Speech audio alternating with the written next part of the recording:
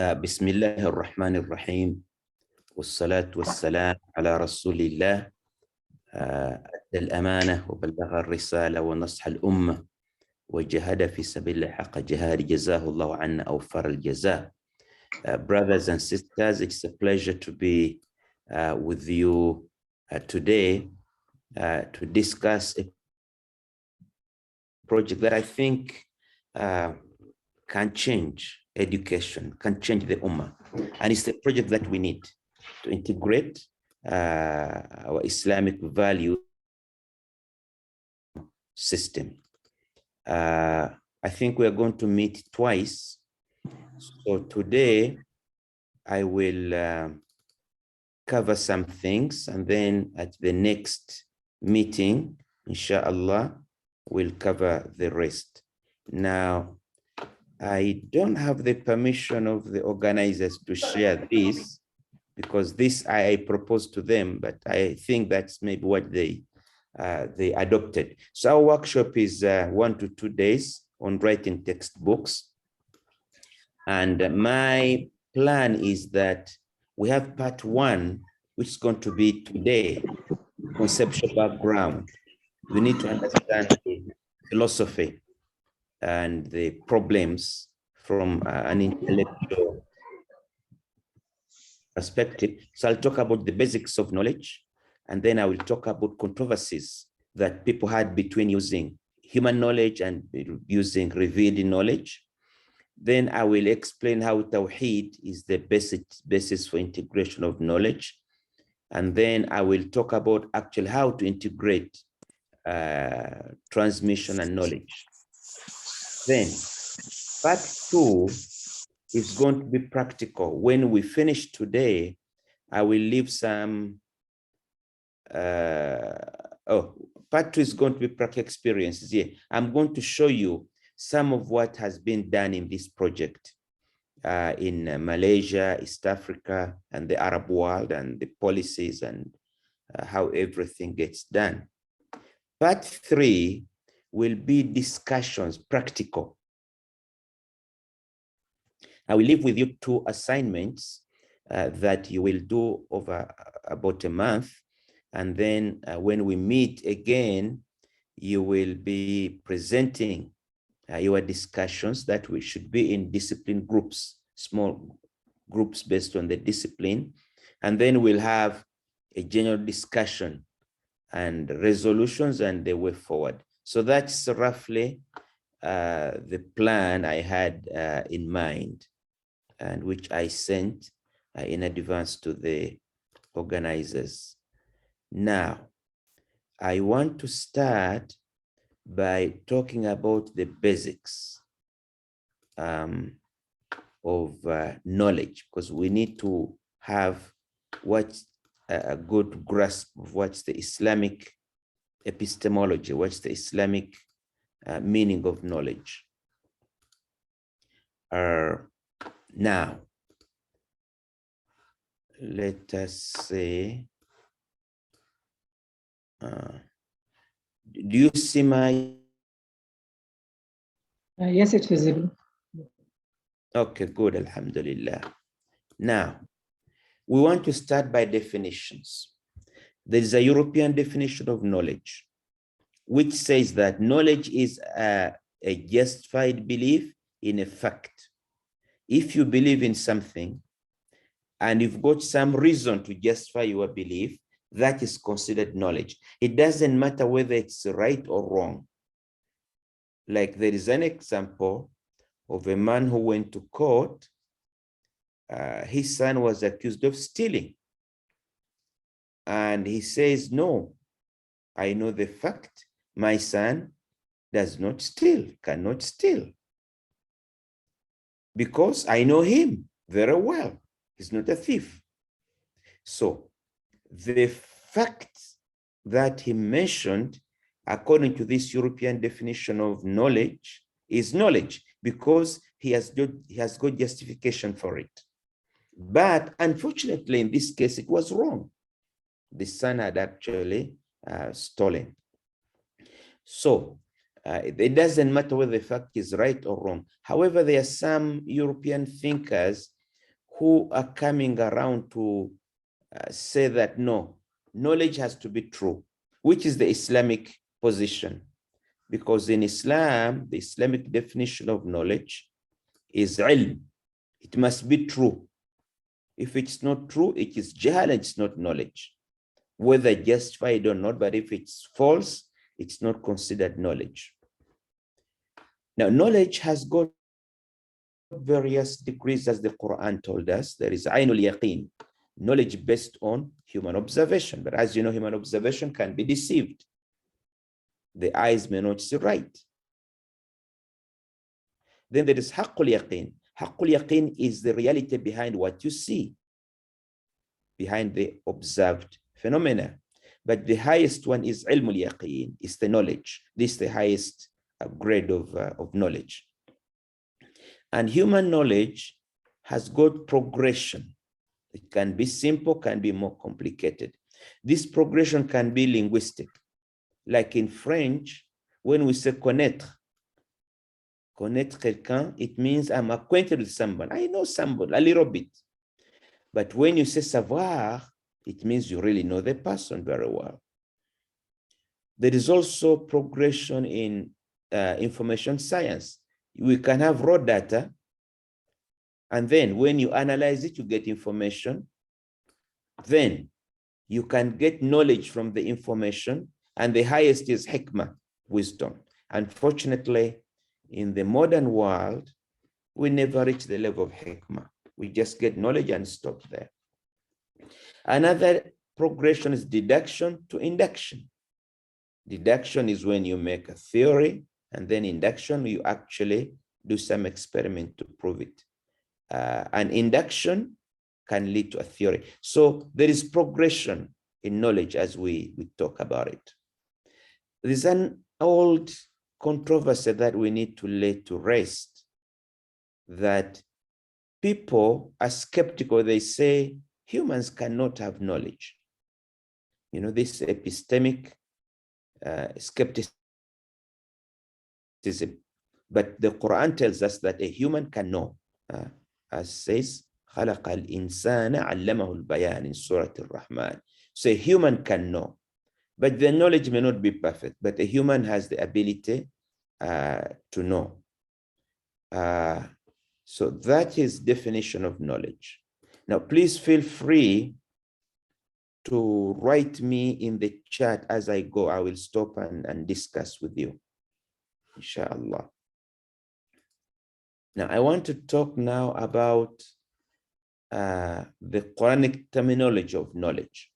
Actually, it's a sign of the importance that Quran attaches to knowledge, that's got many terminologies related to it. I compiled some, but there are many more. Ilm, for example, is used to refer to Allah's knowledge, to human knowledge, and it can be a verb, it can be a noun. Ma'arifa, yaqeen, certainty. Tasawwur, hikmah, basira, ra'ay, tadhkira, shu'ur, lub, naba, burhan, diraya.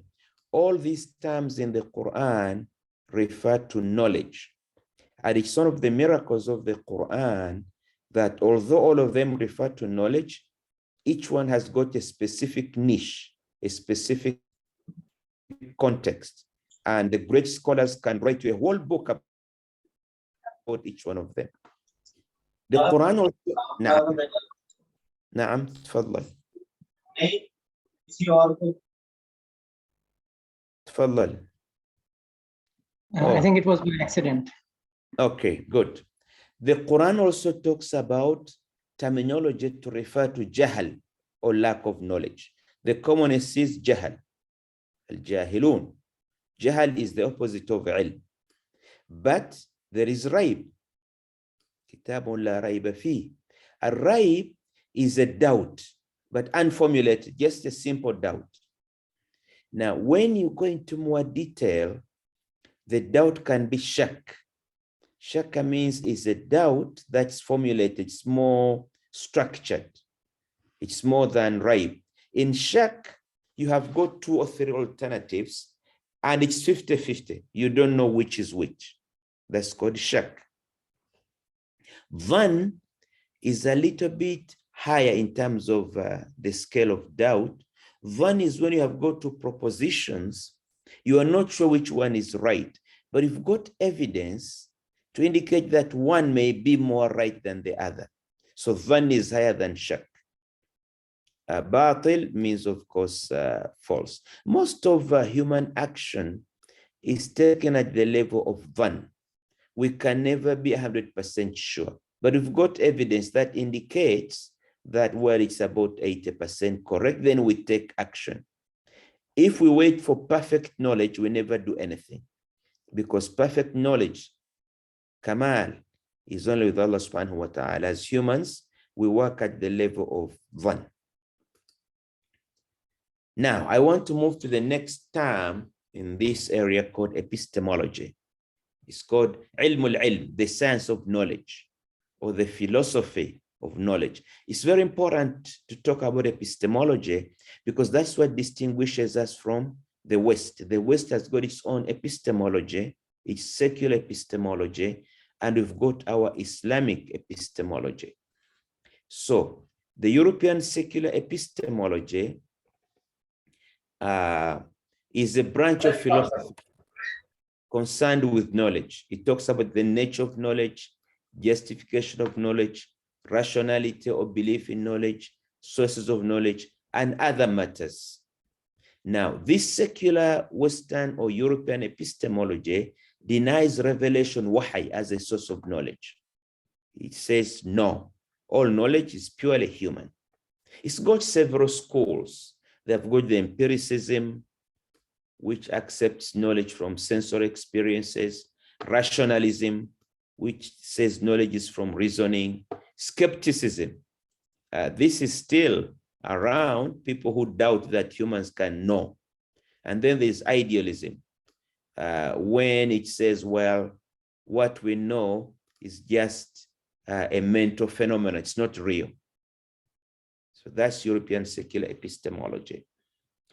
Now, the Islamic divine epistemology, نظرية المعرفة الإسلامية, focuses on the sources of knowledge, study of sources of knowledge to reach the truth. And once we fix the source of knowledge, then we fix everything about knowledge, because knowledge is determined by its sources. And as I will mention before, we differ from the European secular epistemology in that we consider wahi or naqal as a source of knowledge, in addition to aqal, which is human experience. So we have got a dual sources of knowledge. So this knowledge can be innate or acquired. Some knowledge you are born with, some you learn. It can be useful or harmful. It's very important to know this distinction. Yeah. As the Prophet ﷺ used to say, Allahumma inna a'udhu bika min ilmin la yanfa. May Allah keep me away from knowledge that does not help, because there's a lot of knowledge that is not useful, actually is harmful. Now, knowledge can be a priori or a posteriori. A priori means you know it already. A posteriori, that is after observation and experimentation, your prior knowledge can be modified. Now, we know from Islamic epistemology that knowledge is limited. The human being doesn't know everything. So we cannot see the unseen, al-ghaib. We cannot see the ghaib. What we cannot see, we cannot know. So we accept that our knowledge is limited. In the European secular epistemology, this is not accepted. They say, well, I don't know today, but one day I will know. But for us, we know there are certain things that are in the Allah's knowledge, and we cannot know them unless He told us so in the Quran. So we accept our limitations as human beings. Now, what are the sources of knowledge? The primary sources of knowledge are revelation, wahi, and empirical experience, tajriba, human empirical experience. Now, reason or aql, or what we call rationality, is in a way a secondary source of knowledge. The human mind can produce knowledge, but that knowledge is based on empirical experience, tajriba.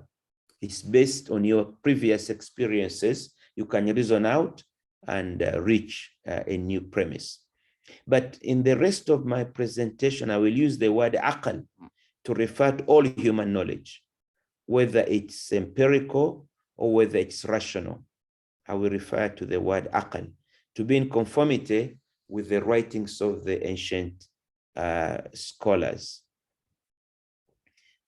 Sometimes the word reason acquired a bad reputation among Muslims because it was misused when it became jadal, just empty argumentation to cause confusion. But aql actually is very good. Aql means you use your rationality to understand phenomena, to understand experiments, to understand your observations. So those are the two sources of knowledge: wahy, which is naql, ilm naqli, and then ilm aqli, which is reason and experience. But there are certain sources of knowledge that are doubtful. Really, we're not sure about them.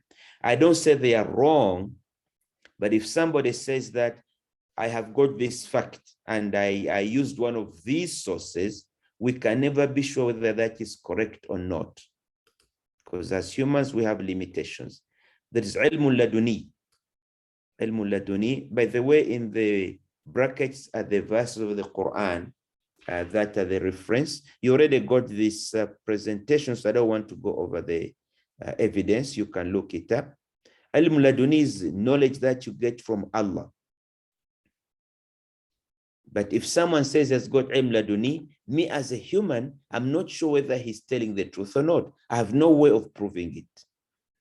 Then there is inspiration, al-ilham.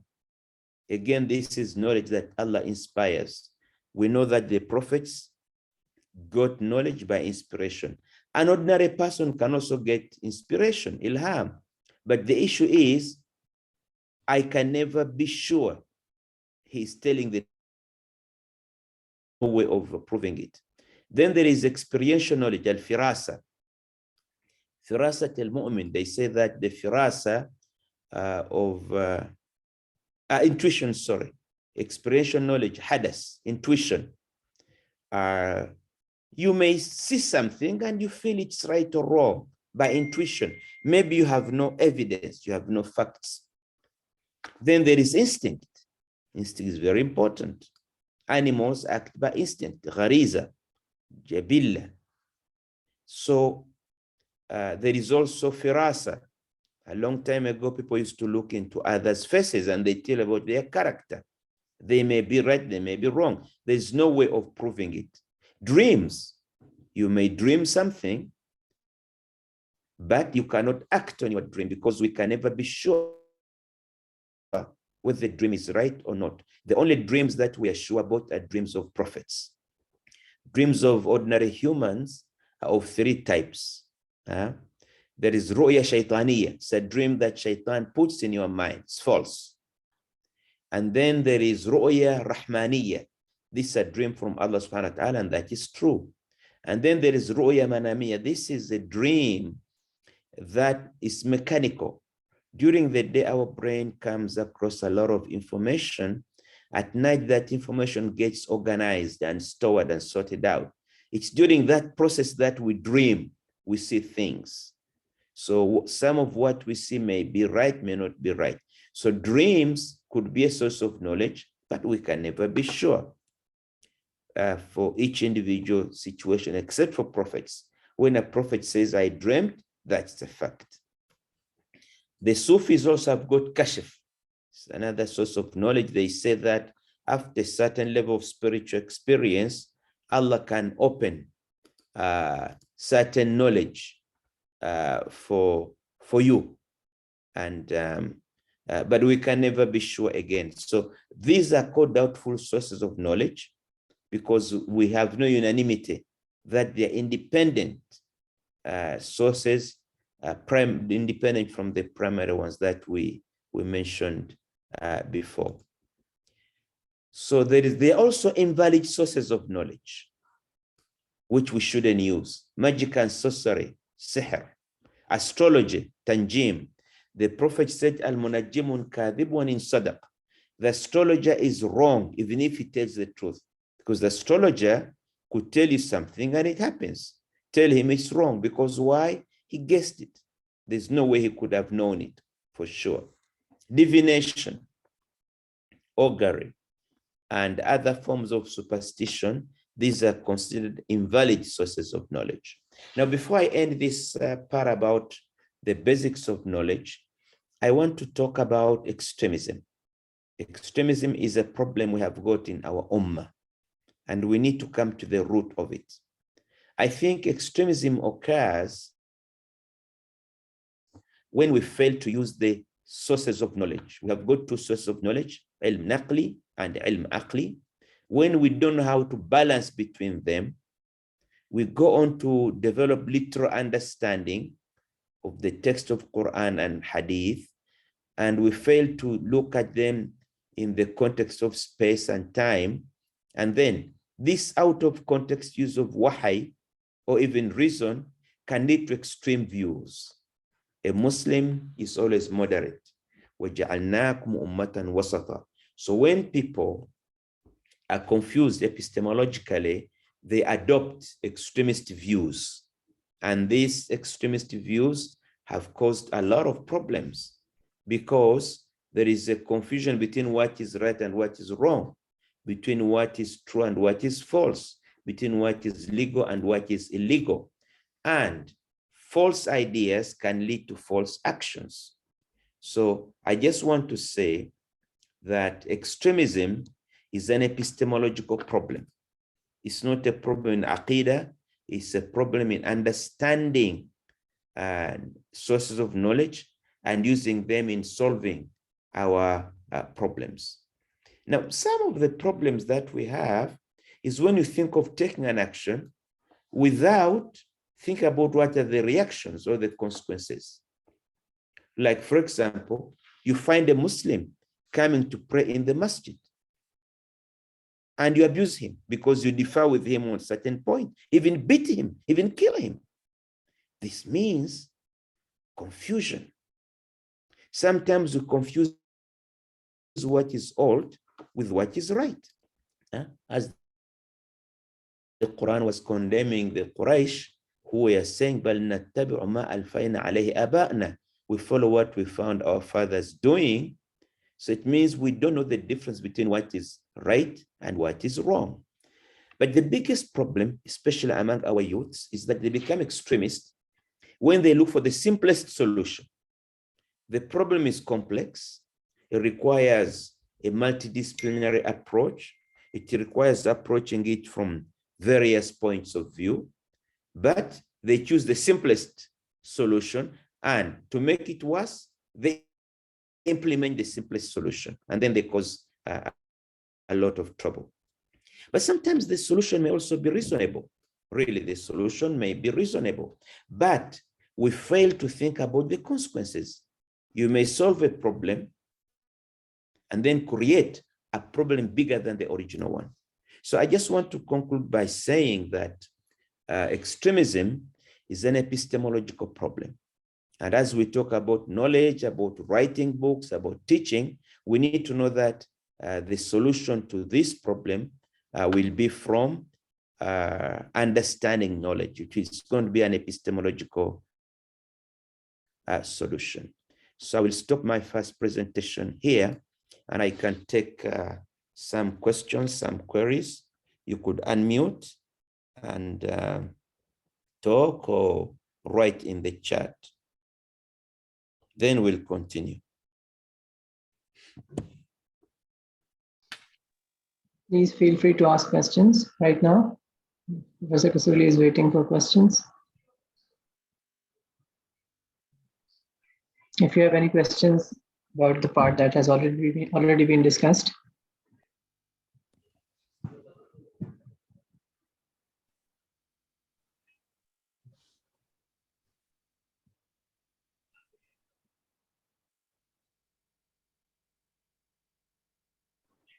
Assalamu alaikum, sir. Alaikum assalam. Sir, how we can know that whatever human beings have certain limitations, and whatever we believe, that's what we perceive, and that's how we practice. How we can know that whatever we have perceived is primarily or mainly an extremist thought and not, in fact, a rational or the balanced opinion? Yeah, I think you have given the answer. Whenever we look at a fact in a balanced way, it means we look at it from various points of view, then you understand it well. So the solution is a balanced way of looking at things. We use ilm naqli, we use ilm aqli, we use our reasoning. We look at the facts on the ground. So it requires taking care to analyze things before we jump to conclusions. The problem is people jump to conclusions quickly. And that's why in the Sharia, we have got ijma' as the source of Sharia, that the jurists can sit together and discuss and reach a common understanding. As the Prophet said, we cannot, as an ummah, all agree on something wrong. So if you have got several people discussing the same thing and reaching a conclusion, it's likely to be right, because it's unlikely that they can reach consensus on something wrong.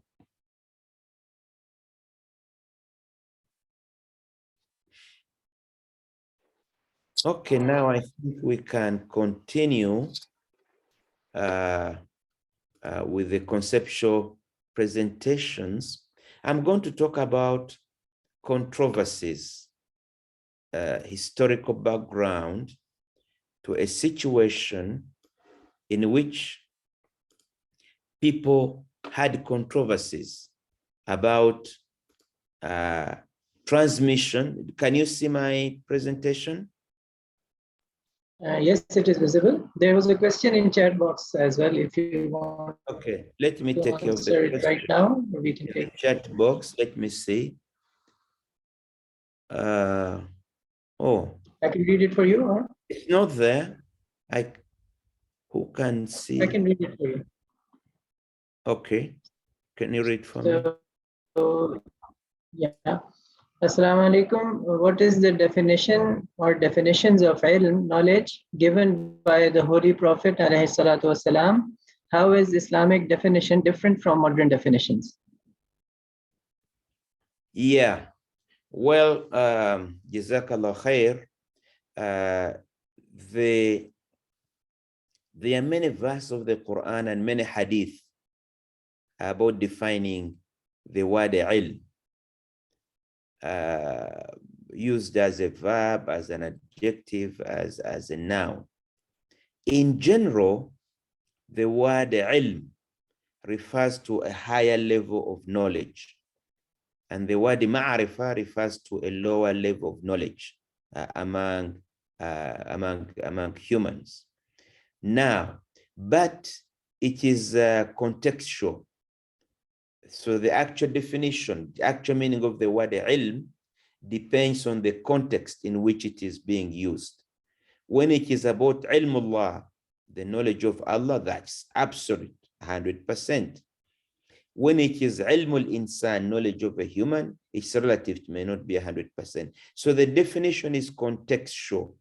We cannot give one definition, but in my PowerPoint, I gave you verses of the Quran to which you may refer to see the various definitions of this term knowledge.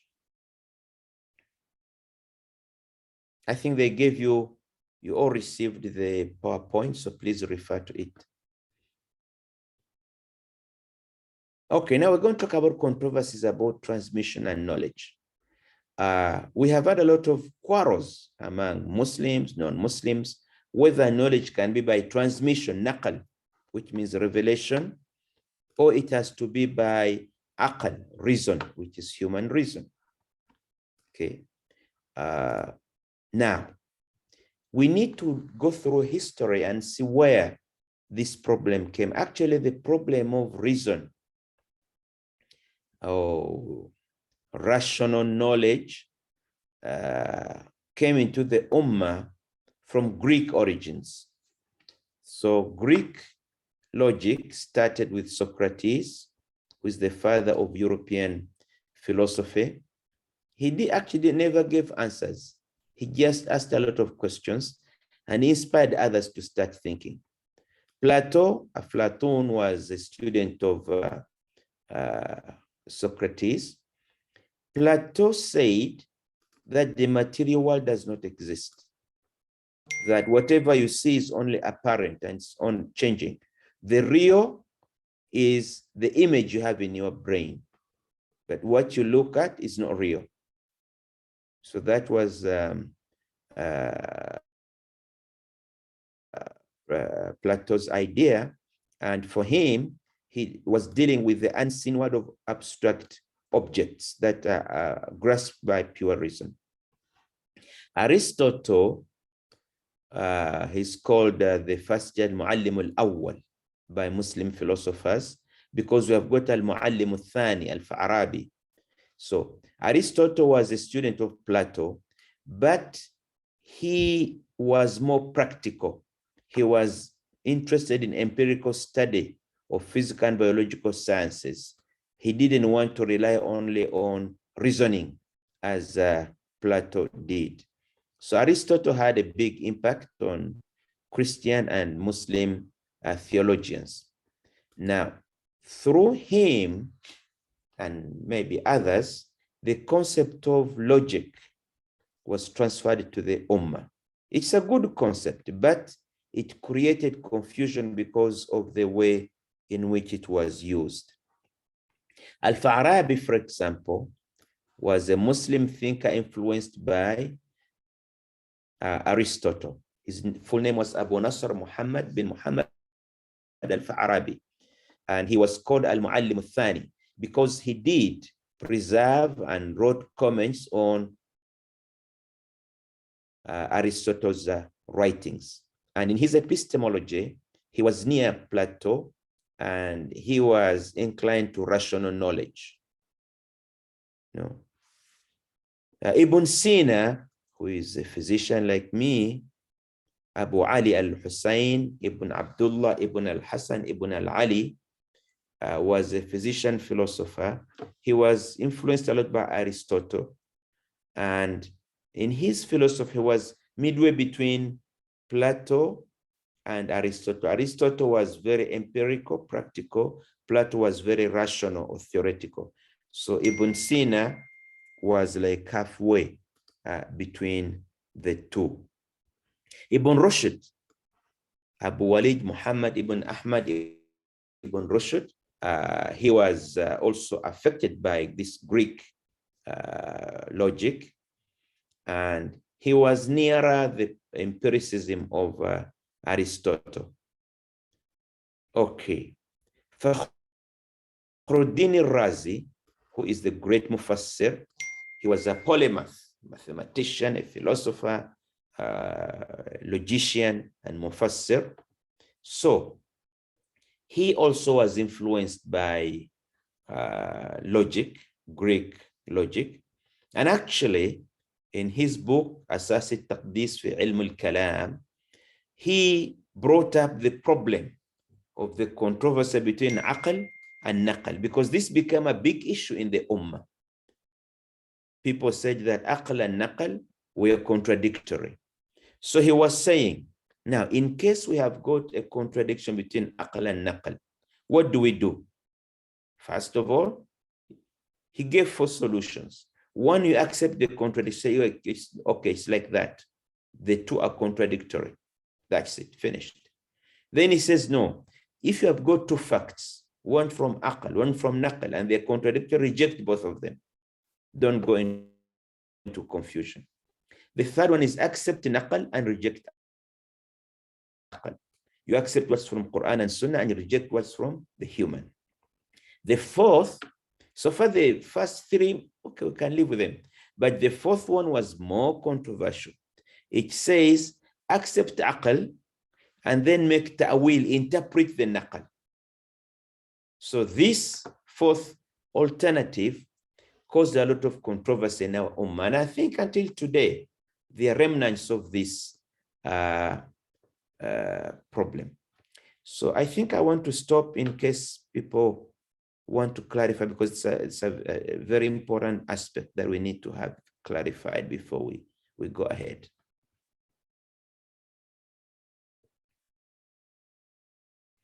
Okay, now, my hypothesis that most controversies among Muslims, past and present, arose about this epistemological issue of two sources. Even our fiqh controversies arise from that, because in the schools of fiqh, some use dalil more, some use reasoning more. So it's the basic thing. But in fiqh, it's not dangerous. It is dangerous when in aqidah, when you start logic and reasoning in issues of aqidah, you run into several problems. Actually, ilm al-kalam, the science of discourse or theology, arose in the ummah because of this controversy. Ilm al-kalam arose in order to defend the aqidah, because the people of rationality, ahlul ra'i, were introducing things that others thought would destroy the aqidah. So ilm al-kalam developed in order to defend the aqidah. But ilm al-kalam also used logic to defend the aqidah. So it became a lot of confusion. You ended up with ahlul hadith on one side and ahlul ra'i on the other side. People of hadith and people of reasoning. Even the schools of aqidah that developed, al-Maturidiyya, wal-Ash'ariyya, also were affected. Now, al-Maturidiyya and al-Ash'ariyya, they combined the two. They combined aql and naql. But the Tahawiyya emphasized naql a lot more than aql, more than logic. The Mu'tazila went the other way. They went to the extreme in using logic. So the Ummah went through a period of controversy about these two sources of knowledge. And this was the impact of the Greek logic on the Ummah that came and caused a lot of confusion. But there is another impact that Greek logic had, not only on our aqidah, it had an impact on our science and technology. I've got a hypothesis that Muslims would have developed a lot of science and technology if they didn't come into contact with the Greeks, because the Quran is very empirical. أَفَلَا تَنْظُرُونَ أَفَلَا تَدَبَّرُونَ. Quran is telling us to look at the environment around us, look at the moon, the sun, the lakes, the camels. So I think a Muslim reading the Quran is a scientist. He will observe what's around him, draw conclusions, and understand, and then maybe develop technology after that. I think if we had only the Quran, we would have done a lot in science and technology. But the Greek logic came in. It had an impact because Greek logic was mostly reasoning things out and not experimenting, not observing, not doing things. So I think Greek logic killed our early scientific development. Although I need to say we did benefit from Greek science because they had developed a lot of science. We did benefit from it when we translated it and we developed it. But I think if we didn't come in contact with them, would have developed much faster. Now, the Quran is always telling us to look fi anfusikum, in your own bodies, wa fil afaq, and in the horizon, to see. So early Muslims were observant and they experimented. And actually they did correct a lot of false Greek scientific facts. So it is the improved Muslim science that the Muslim passed on to Europe through the Crusades. Europe had lost its Greek science and Roman science, so the Muslims preserved it, improved it by better observations, then passed on to Europe. And when this knowledge reached Europe in the 13th, 12th century, Europe went on to develop its scientific revolution, agricultural revolution, and industrial revolution, and made Europe a world power until today, which they owe that to the Muslims. At the same time, Muslims declined, science declined in the Muslim world.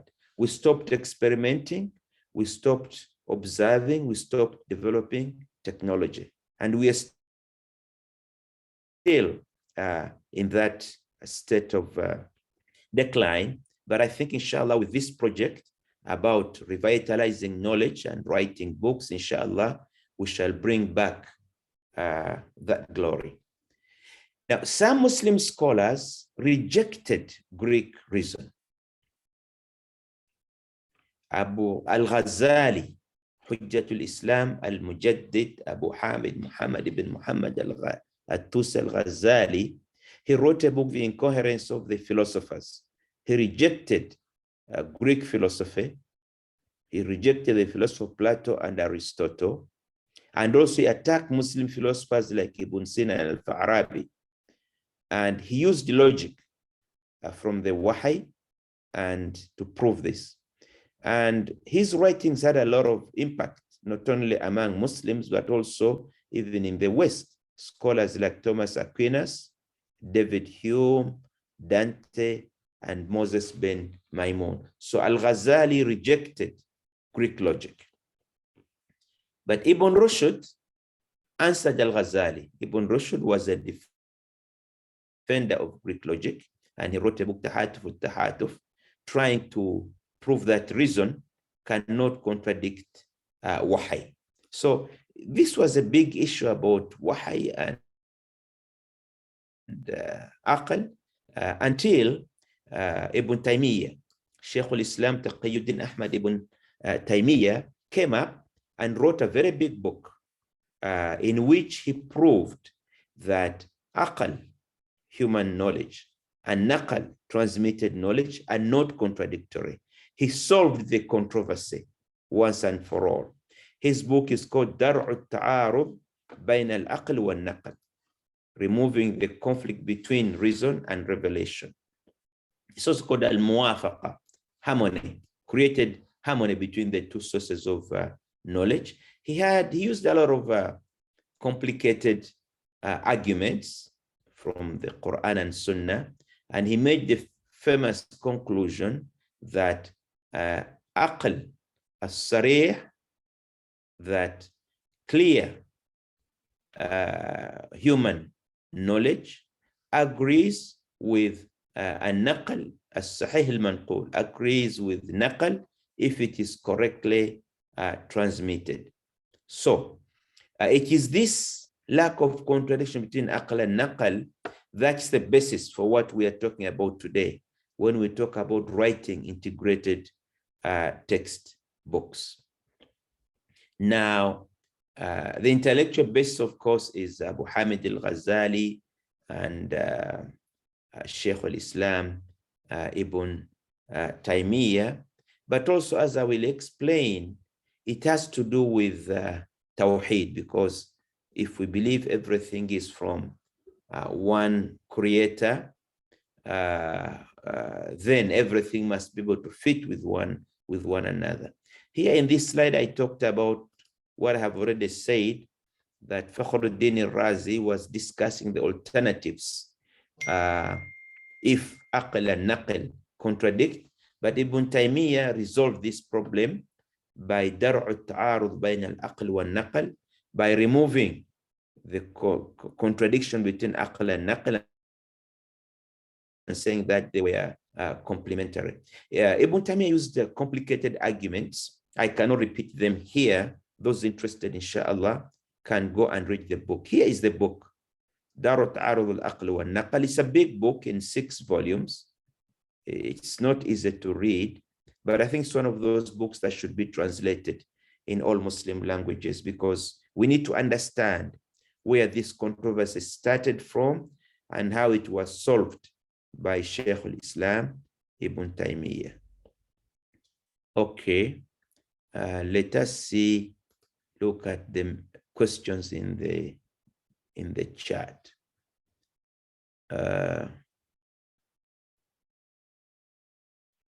Do you want me to read? Okay, read. Yeah. So it's a question from Dr. Masood Khoker.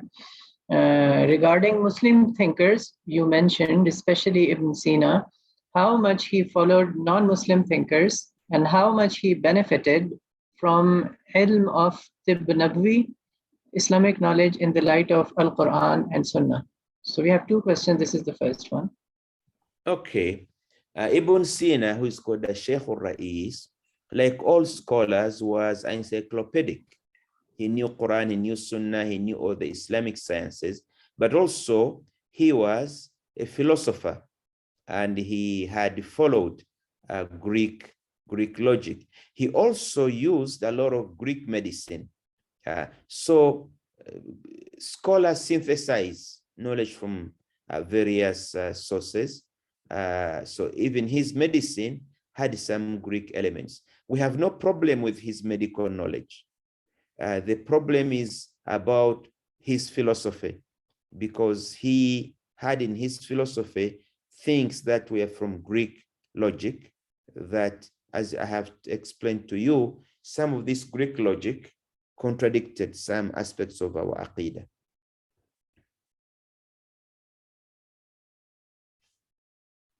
So there is another question from Dr. Danish.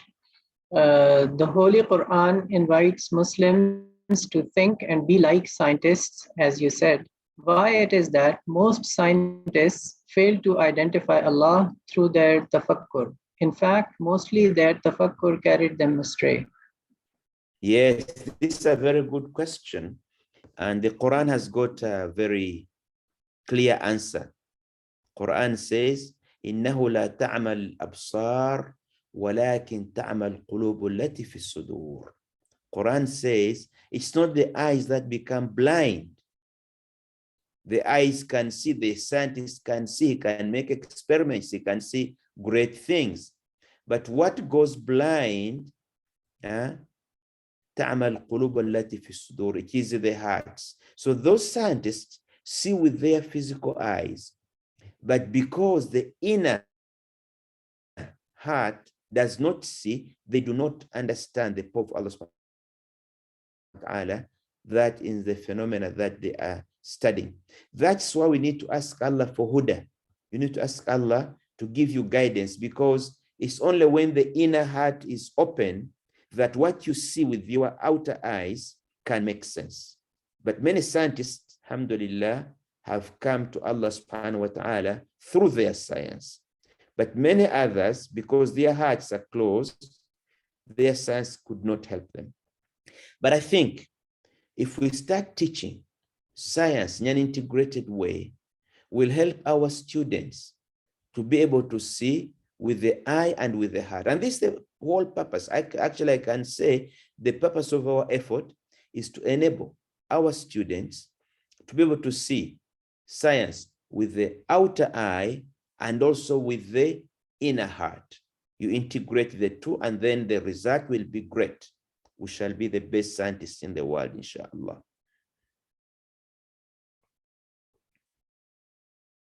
Okay, there is a question here to comment on the role of Mullah Sadr in analyzing the Muslim scholars. I have to admit, really, I don't know about the role of Mullah Sadr in this idea. So maybe I cannot answer this question.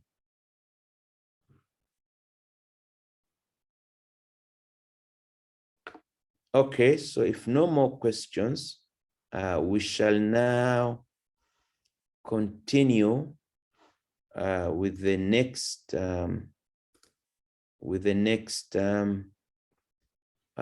presentation Do you need a break or we can continue?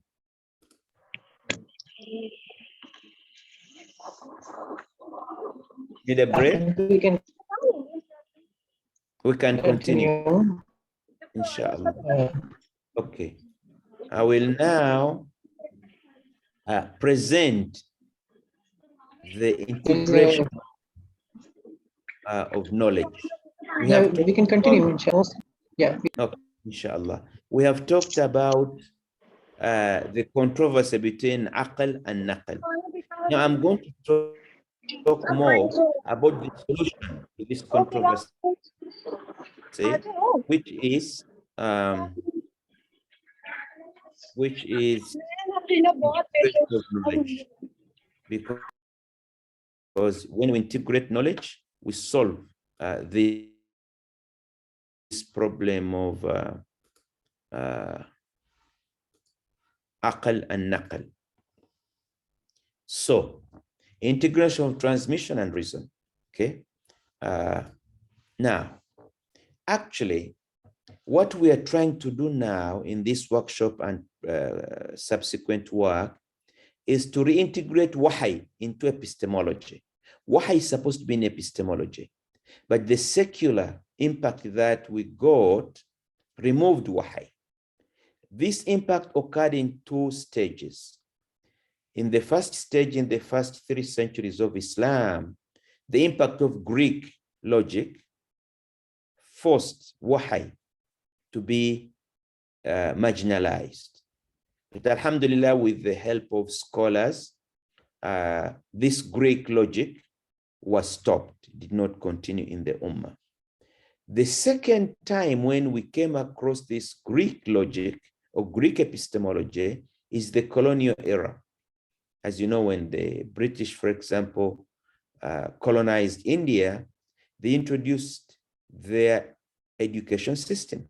And this education system is based on a secular epistemology that is the same Greek epistemology that affected us in the first 3 centuries. So our education system has developed with disciplines of knowledge without wahy in them, without referring to wahy, without integrating wahy. So when we talk about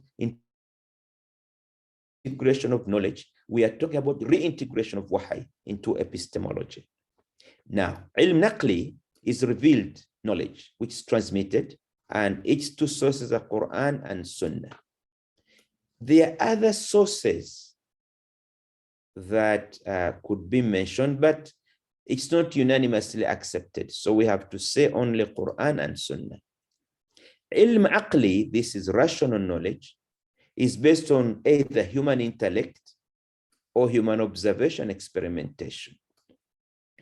In either case, when you experiment or you observe, you use ration, you use your reasoning to understand what you are doing. That is why I use the word ilm aqli to refer to all human knowledge and not to refer only to rational knowledge. All human knowledge, I use the word aql, ilm aqli, which includes ilm tajribi, empirical knowledge, and also includes knowledge that is inductive, deductive, or logical. So I combine all of them into one phenomenon. Now, there's no contradiction between ilm naqli and ilm aqli. We have already seen this proved by Imam Ibn Taymiyyah. But sometimes someone may see a contradiction. I want to say that's apparent. It's not real. If you see a contradiction, either the empirical observation is not correct, or the human intellectual deficiency in understanding ilm naqli. You may misunderstand Quran and think that it contradicts a scientific fact. So any apparent contradiction is due to a mistake. There is no essential contradiction. Now, but then, when we have got a practical problem, what source of knowledge do we use? This is the issue. Ilm naqli is used in matters of ethics and morality. when the issue has to do with ethics and morality, we use only ilm naqli, Quran and Sunnah. There is no way you can experiment to prove something moral or ethical. So ethical and moral judgments are from ilm naqli. Ilm aqli is used to solve problems of an empirical nature. You want to improve agriculture in Sindh, you experiment with various seeds. You do not look for ilm naqli in that, because that's something purely empirical. But empirical knowledge, ilm aqli, requires ilm naqli, and this is the problem. Science and technology require Quran and Sunnah to provide fundamental concepts, without which science and technology will not develop well or properly.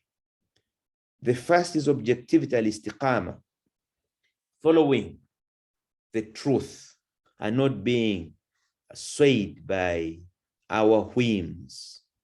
Al-istiqama is objectivity. Okay? Ihdina as-sirata al-mustaqim. So we need to do science and technology based on evidence, objectivity and istiqama. When you look around, actually, in a lot of today's research, there is a lot of lack of objectivity. You could find it in the social sciences, you could find it in the even natural sciences, because of biases that exist in the scientists. So Islam says all work must be objective. The second thing that ilm naqli provides to ilm aqli is ethics, akhlaq. Whatever we do in medicine, in economics, we must follow akhlaq. A lot of our economies now in developing countries are being destroyed because there is no ethics, no akhlaq. And therefore, we do a lot of things, but in the end, we end up with loss, poverty, and disruption. The other thing that ilm naqli provides is purposiveness, al-gha'iyya. This world is not abath. Allah did not create this world with no purpose. The problem is that modern science and technology, it's like there is no objective. Things just keep on developing. We get new technologies, new ideas, new products. And where are we going? If you ask, where are we going? Maybe the people producing those things cannot answer that question, al-gha'iyya. So ilm naqli provides purpose to human life. Once the purpose is defined, you will develop your technology in ways that are compatible with the purpose, which is the pleasure of Allah subhanahu wa ta'ala. So I think when we reintegrate wahy into epistemology, we'll be able to solve many problems. But one of them, and which I'm going to talk about in the next slide, is the duality in Muslim education. At the moment, in many of our countries, the education system is dual. In the morning, children go to the madrasa, to the masjid, where they are taught from a certain worldview, the Islamic worldview. I want to call it the traditional Islamic worldview, because sometimes the worldview taught is not also perfect. Then in the afternoon, they go to the secular school, where they are taught knowledge without any mention of wahy. So the children are getting inspiration, knowledge, formation from two worldviews, one secular, one Muslim, traditional. Of course, these worldviews are contradictory, and our children actually are confused a lot, because if in the morning the ustad taught them that Allah created Adam de novo, in the afternoon they are taught that no, the human came from a monkey. How do they reconcile them? If in the morning the ustad teaches them, يَرْزُقُ اللَّهُ مَنْ يَشَاءُ بِغَيْرِ حِسَابٍ, that the risk of Allah has no limits.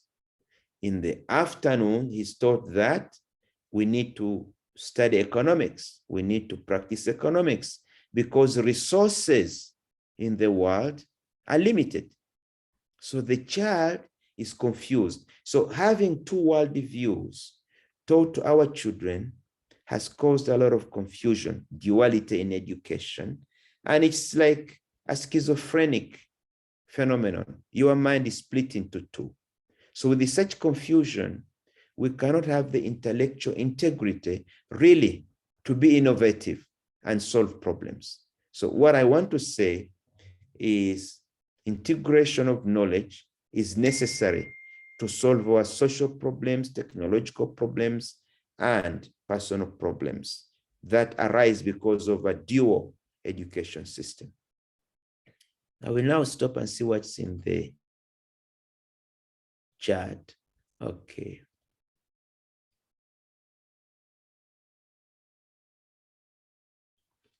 Okay, we'll see.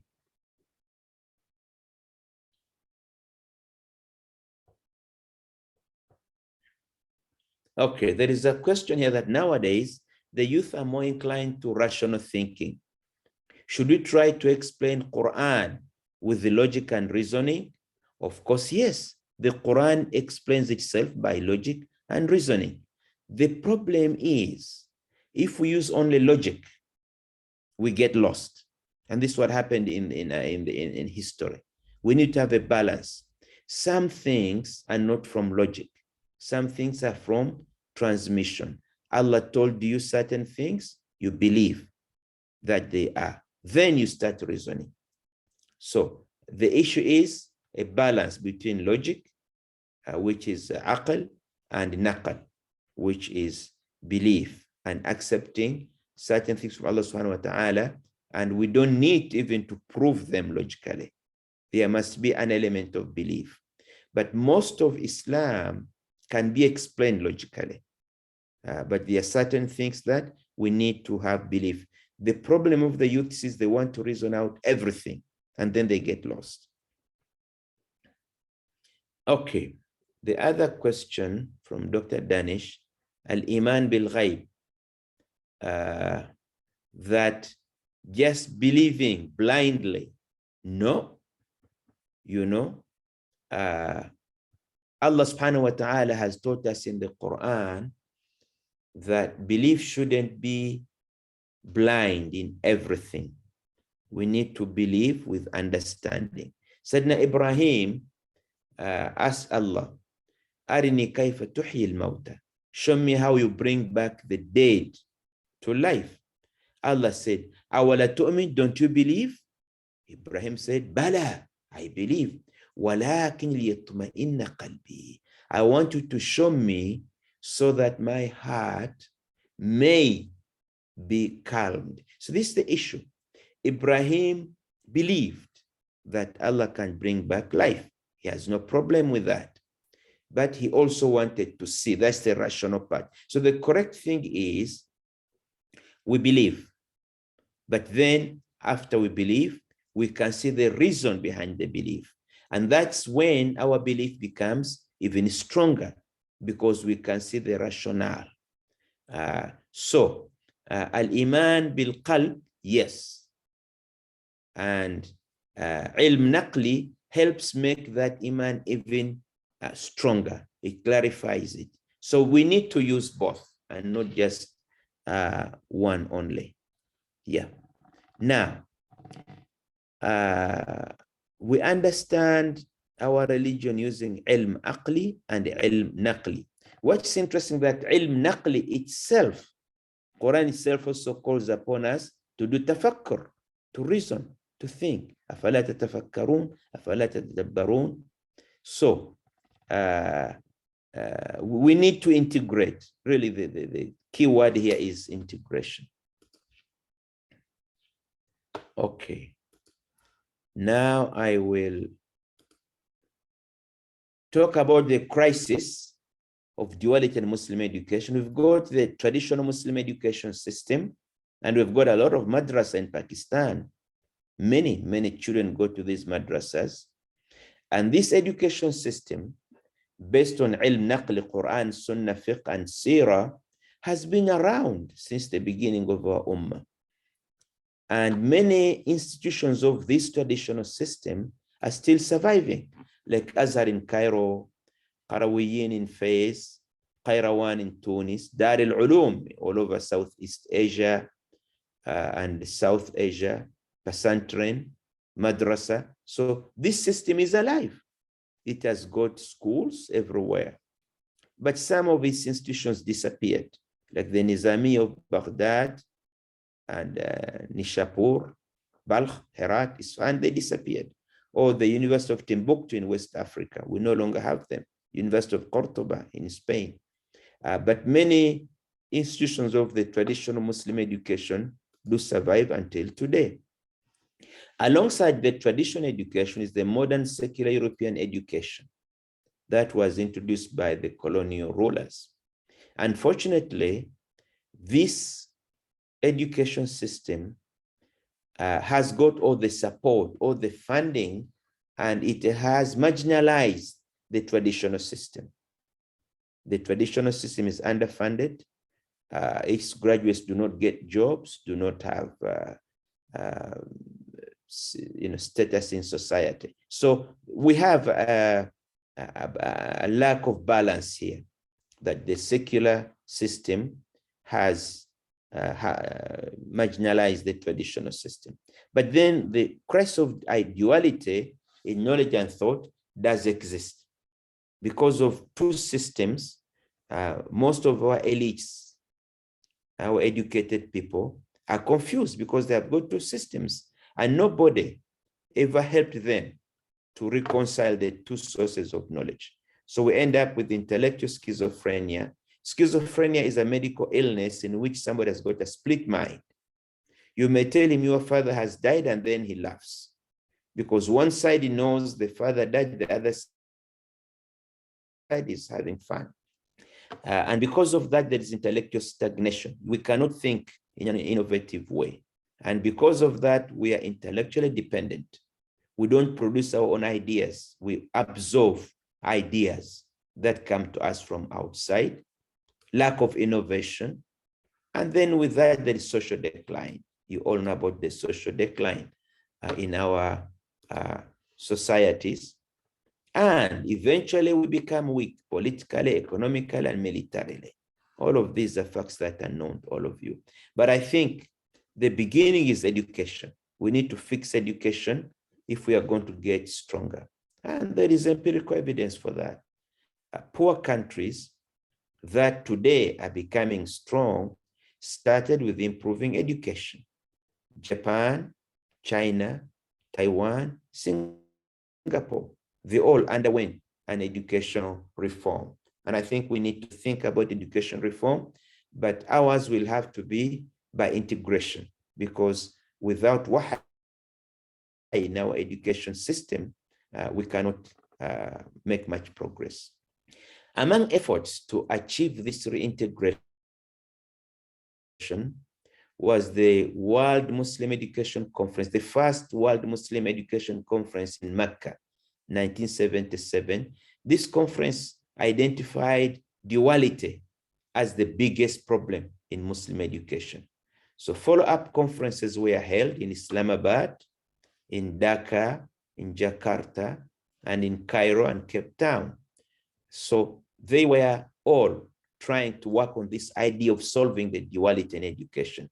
The last conference in Cape Town, which I attended, was very special, because in that conference in 1996, really, we're talking about writing teaching materials for integrated curricula. We shouldn't talk theory. If we want to integrate, make sure we start writing integrated teaching material. And I think what we are doing today is a continuation of that.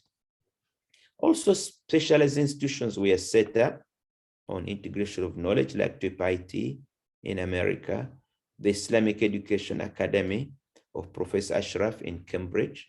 They were there to pioneer the integration of knowledge. And after that, public Islamic universities were set up to teach integrated curricula. The International Islamic University in Kuala Lumpur, set up 1983.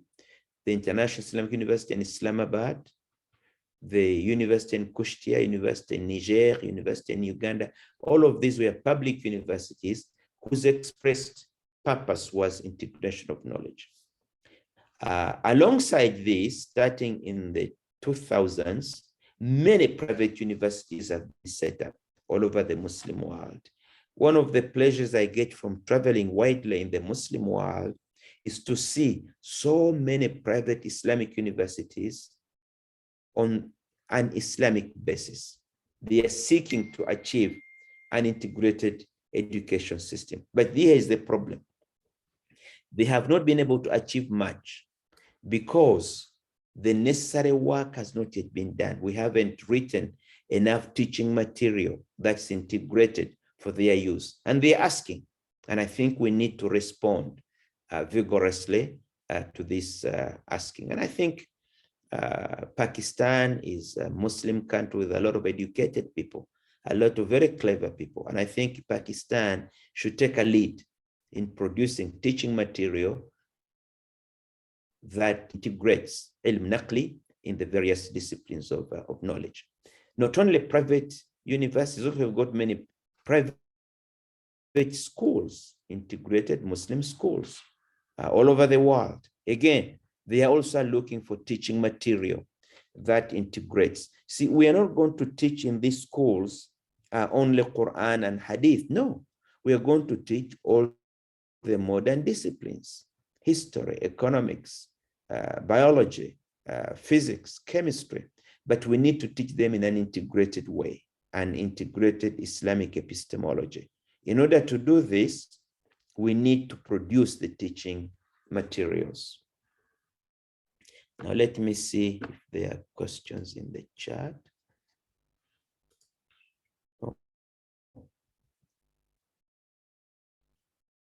Okay. Now, many times we read Quran, newer dimensions or applications or interpretations come up as we read the Quran. What would be easiest way to find whether they are right applications of those ayahs or not? Yeah, Quran is a source of ideas, unfathomable. You can never run out of ideas. As you read, you learn new. Me, every day I read, I learn something new I didn't know before. So we need to read Quran with a space and time dimension. You read Quran for where you are today. Today in Pakistan. What does this verse tell me to do? What mission does it give me to do? So if you read Quran that way, to look for practical solutions, inshallah, you will understand the verses in a deeper way, and then you go on to apply. But the question is your understanding correct or not correct? This is where we need to have collective reading. If we read together, discuss together, inshallah, we can reach the correct interpretation.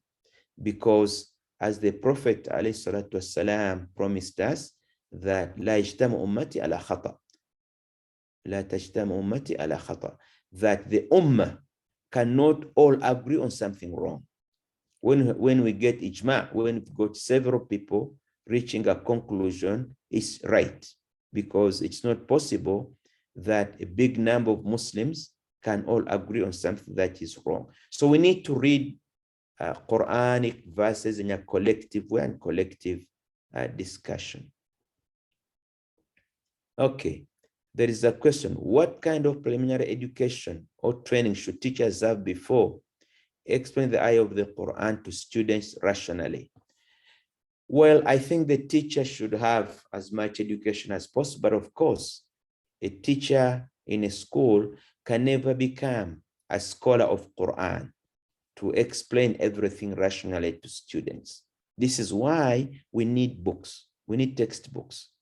Because when we have got these books, it will be easier for the teacher to explain things and correctly without misleading the students. So the effort to write books, we need to write books. Okay.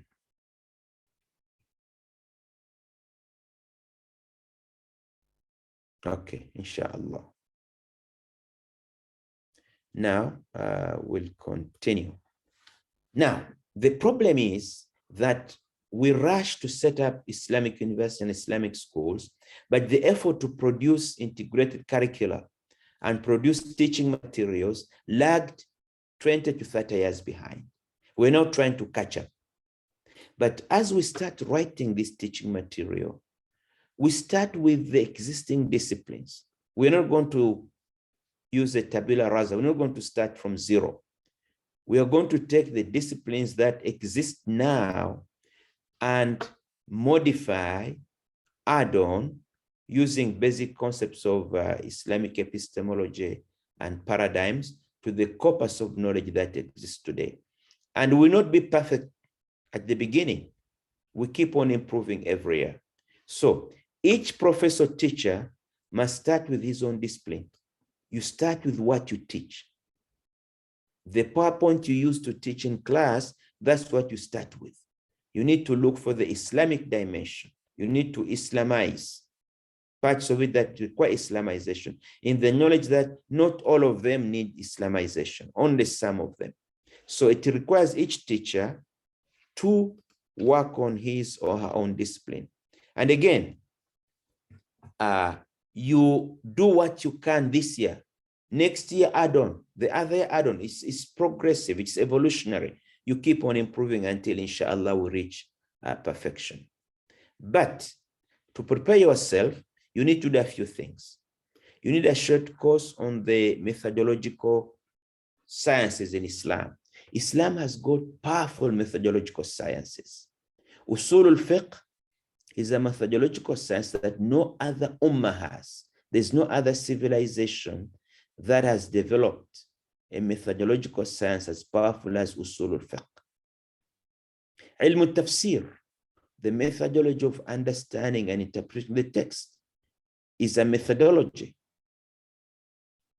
Ilm al-hadith is a methodology of telling right from wrong, interpreting hadith. So I think you need a short course on these methodological sciences to be able to absorb within you the methodological heritage of our ummah. Then after that, read the books and articles written about integration of knowledge in your discipline or similar disciplines. At the moment, if you go on the internet, a lot will come up. Just as psychology, Islam, you will see a lot. So alhamdulillah, people have done their job. They have written a lot. After you do that, you need to summarize the main epistemological, methodological, or conceptual paradigms in your discipline. Each discipline has got some fundamentals. You need to summarize these fundamentals, because if you don't know them, you don't know that discipline very well. And in the assignment that I will leave with you, that's one of the things that we'll be doing.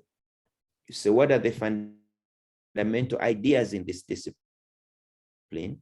And then you see how to introduce the Islamic paradigm about those fundamentals.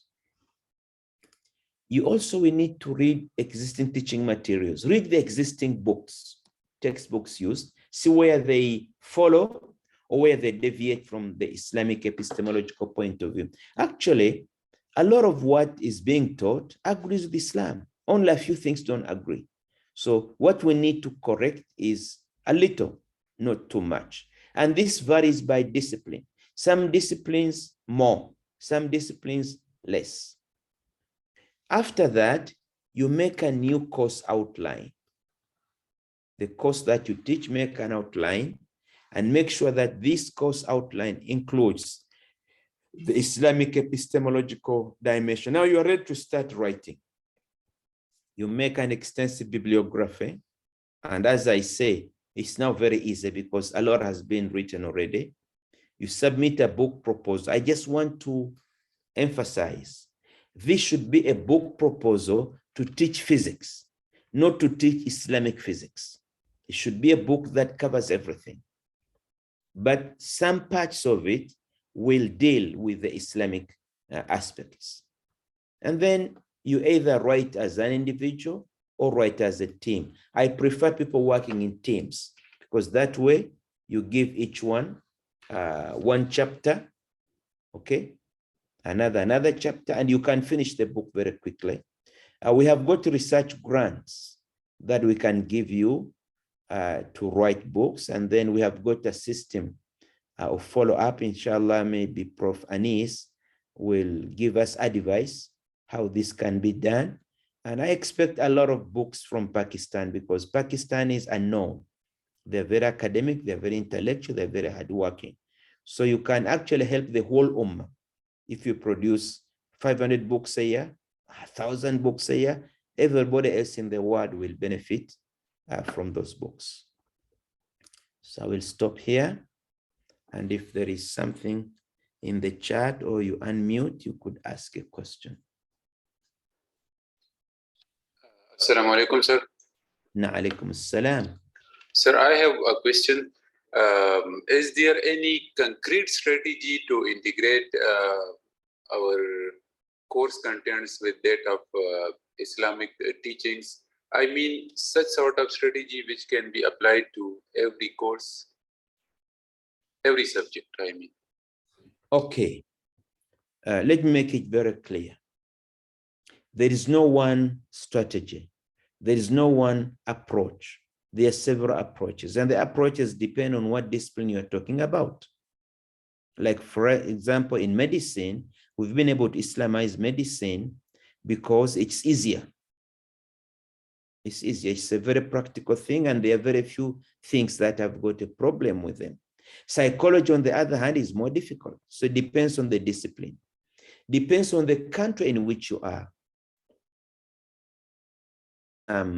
Societies, the background knowledge is already there, so it is easier to do it. It depends on the capability of the teachers who are going to write. Because I think only people who teach a discipline should write the book about that discipline.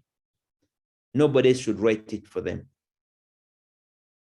The actual teachers should be the ones that are writing. So I'm going to show you examples of what we have done in various countries.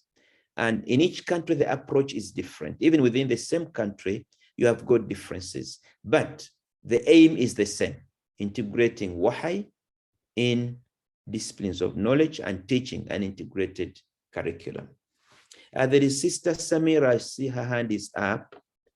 Can she please unmute and ask? Assalamu alaikum, sir. Well, you were continuing, so I thought I would just put it down. Actually, I was just thinking if we have a forum somewhere where if whatever we write and we like share it with those like-minded people. I had a chance to look at the work done on Shakespeare from Dhaka, from Bangladesh. And of course, I realized I too could add something more to that. And so sharing those opinions, can there be a forum? I just want to know. Thank you. Yeah. Meanwhile, I think that, let's say Pakistan is a big country with many universities. We can have this project in one university, for example, and then there should be a committee that guides people.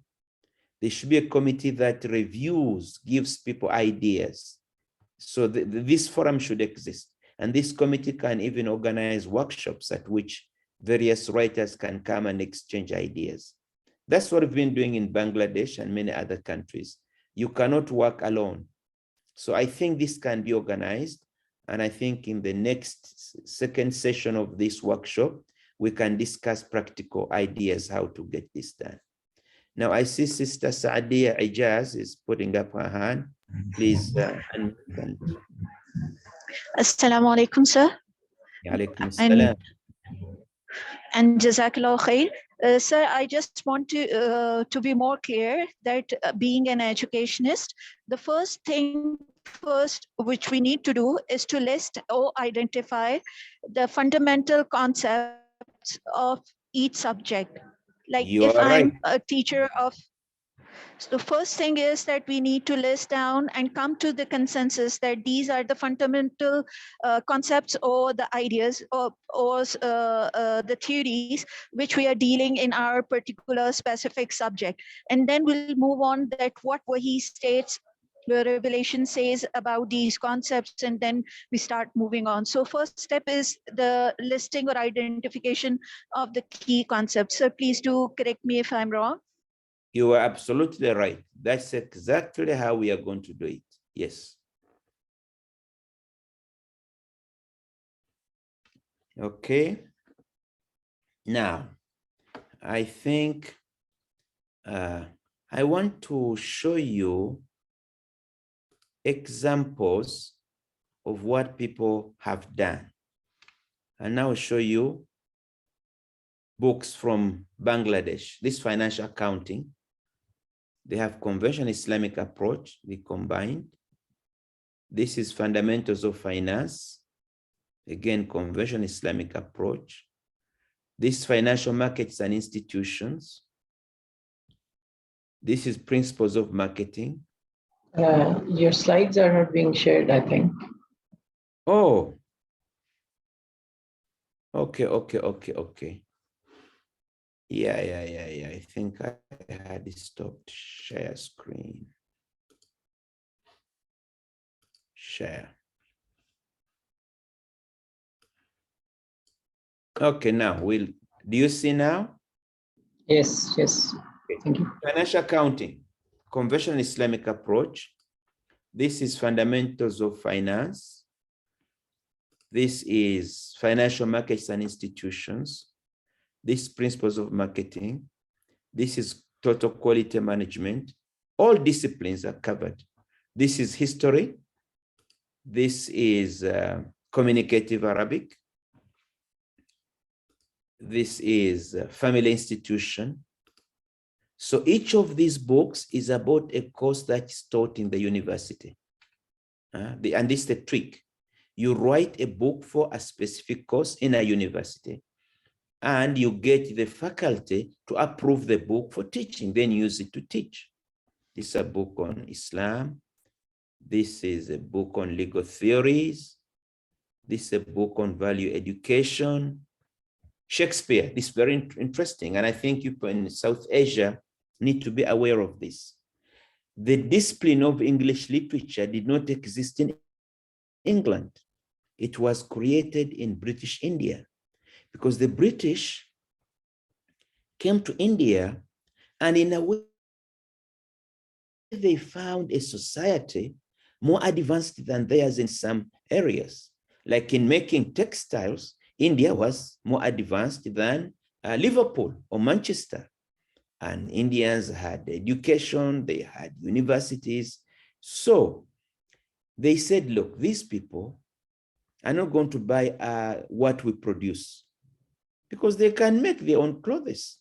Women can make their own cosmetics. Why should they buy British cosmetics? Buy British fashions? They have their own. So they said, look, in order to make our business go, we have to make them love us, become Anglophile, like us. How do we do that? Through literature. Let them read books, study books in school that are about English life, English people. So they start admiring being like those people.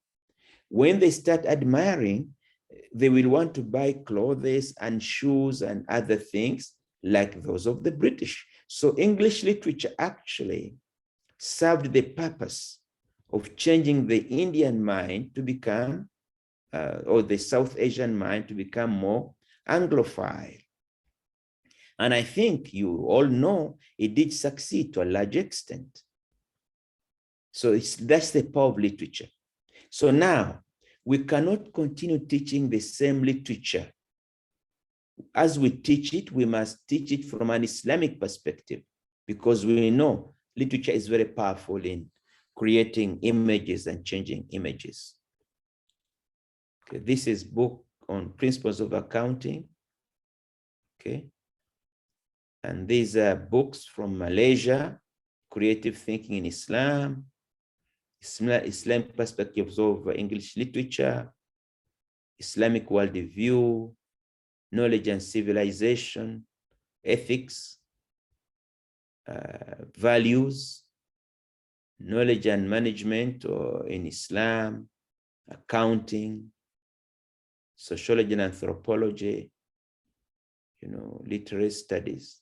So I'll show you other examples of what has been done, really to show you it is doable, also to inspire you.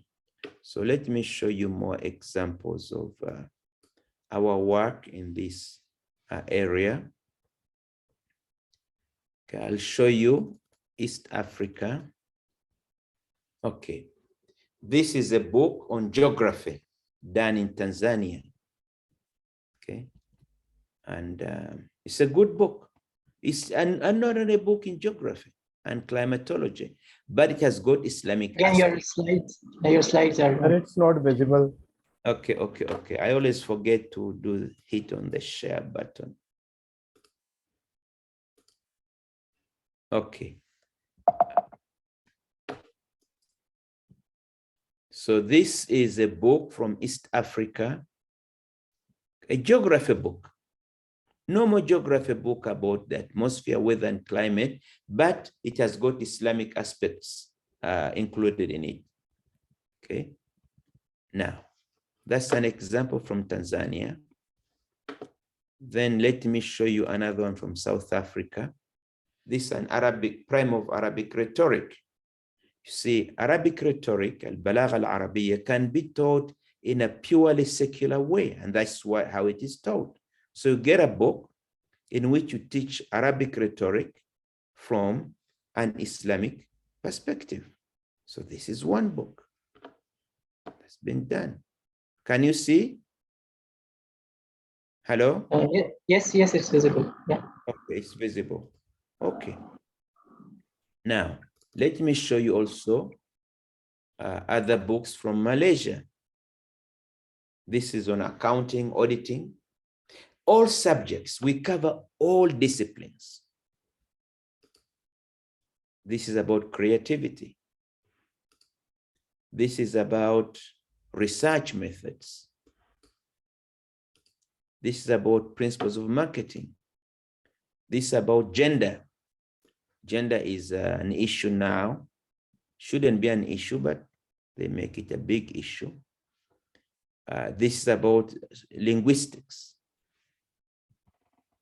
This is about Arabic literature.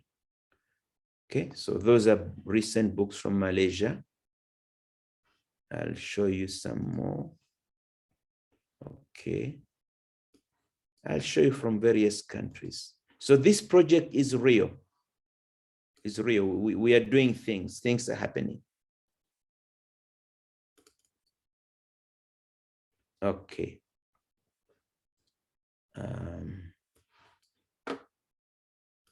I'm going to show you these ones I'm showing you are really recent. Just recent. We have just published them in Malaysia. And something else I need to say, we have learned that we should produce only ebooks because printing books is very difficult.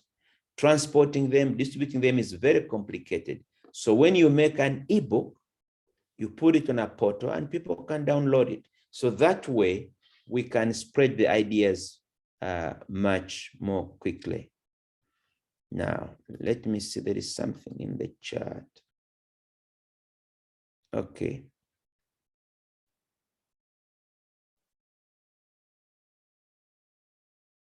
Okay, there is a comment here which I agree with, is that once we understand the sources of knowledge from the Islamic perspective, we'll also look at the modern disciplines written even by non-Muslims, and you see that many of them prove what Quran and Sunnah say. Yeah, that's happening a lot.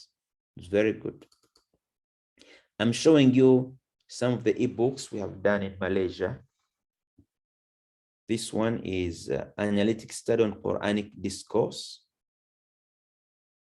Okay. Then I'll click another one. So when we write these books, we do ebooks, put them on a portal.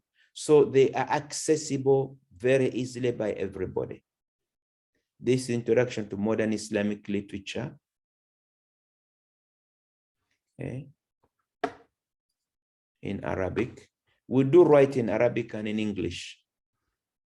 Fundamentals of Islamic Aqidah.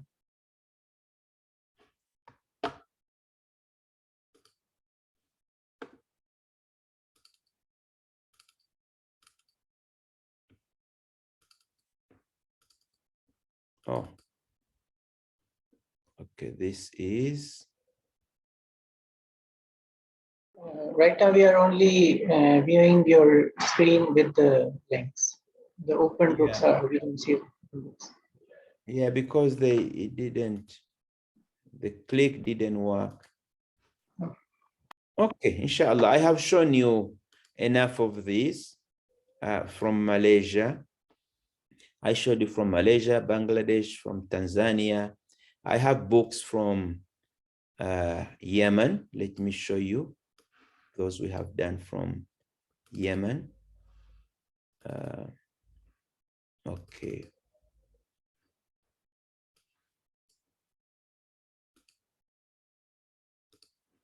Okay. This is a book on general rules about crimes and punishments. Okay. Comparing Sharia and general law. Okay. It's just going to be published. Just. Okay. Let me show you. This is about judgment and evidence. Again, it's a combined book. And this one is about psychology. Again, it's a general book. All of these are ebooks, and I would argue to produce ebooks because the paper books are very difficult. But after you make the ebook, if someone wants a paper copy, we can print it digitally. There are now machines that print a few copies. You want 20 copies, they will print for you. So that way you don't get stuck. If somebody really wants to have it in paper, they will get it in paper.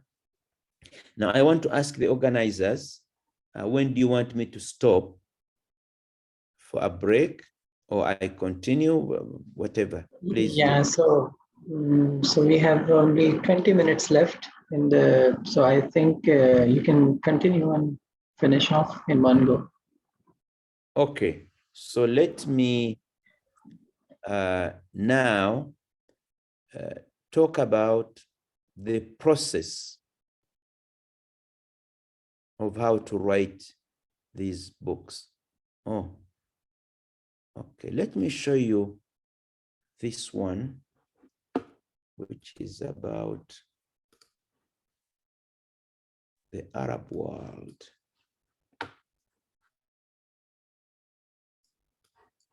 Yeah, it's an Excel sheet that shows you the books we have written in Yemen. It's 25 books, as you can see from the list. And they were in 2 stages. In the year 2020, we did only 2 books. In the year 2021, we did another maybe 10 books.